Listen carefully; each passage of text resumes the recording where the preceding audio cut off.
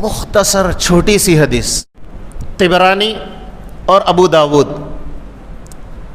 حدیث مبارکہ کی بڑی کتاب ہے ابو داود شریف.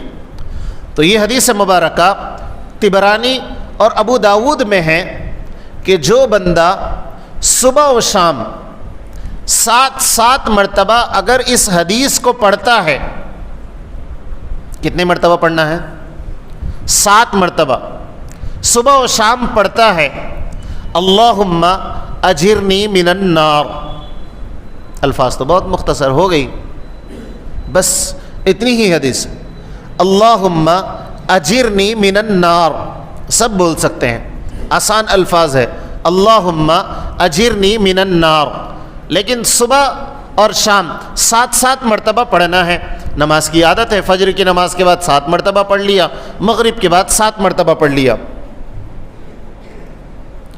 اللہ تعالیٰ کل قیامت کے دن جہنم سے نجات عطا فرمائیں گے انشاءاللہ.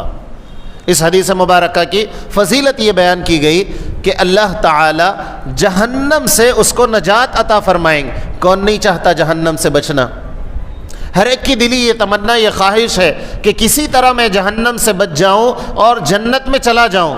اور اگر صبح و شام اللہم اجرنی من النار، چھوٹا سا حدیث مبارکہ کا ٹکڑا ہے، اگر اس کو پڑھتا ہے صبح 7 مرتبہ، شام میں 7 مرتبہ، اللہ تعالیٰ اس کو جہنم سے نجات عطا فرماتے ہیں.